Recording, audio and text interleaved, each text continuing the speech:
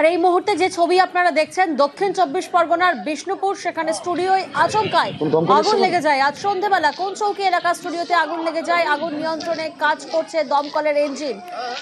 এই মুহূর্তে ঠিক কি পরিস্থিতি জানাবেন প্রতিনিধি অর্পণ আমাদের সঙ্গে রয়েছেন। অর্পণ, দেখো, আগুন কিছুটা হলেও নিয়ন্ত্রণে এবং এই মুহূর্তে দমকলের 4টি ইঞ্জিন, বিষ্ণুপুর থানার পুলিশ এবং স্থানীয় মানুষজন আগুন নেভানোর কাজে হাত লাগিয়েছিলেন।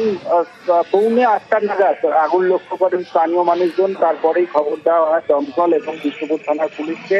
দমকলের প্রথমে একটি ইঞ্জিন আসে, পরে আরো 3টি ইঞ্জিন ঘটনাস্থলে এসে এই মুহূর্তে আগুন নিয়ন্ত্রণে আনার চেষ্টা চালাচ্ছেন। তবে দমকল সূত্রে যেটা জানা যাচ্ছে যে এই স্টুডিওর মধ্যে দাহ্য পদার্থ ছিল এবং যার কারণে দ্রুততার সঙ্গে আগুন ছড়িয়ে পড়ে।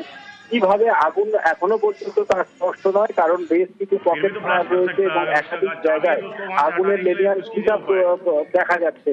আর সেই কারণে দমকলে প্রাথমিকভাবে আগুন সম্পূর্ণ নিয়ন্ত্রণে আনার পর পকেট ফায়ার থাকবে, সেটা নিয়ন্ত্রণে আনার পরেই আগুন লাগার কারণ তারা জানতে পারবেন। প্রাথমিকভাবে যেটা মনে করা হচ্ছে শর্ট সার্কিট থেকে আগুন লাগতে পারে, তবে এর ভিতরে কারখানা বেশ কিছুদিন ধরেই বন্ধ রয়েছে। কিভাবে শর্ট সার্কিট সেটাও কিন্তু তদন্ত সাপেক্ষ। এখন দমকল এবং পুলিশ আধিকারিকরা তারা ঘটনাস্থলে রয়েছেন এবং সম্পূর্ণ আগুন নিয়ন্ত্রণে আনতে আরো বেশ কিছুক্ষণ সময় লাগবে বলে দমকল সূত্রে খবর। বেশ।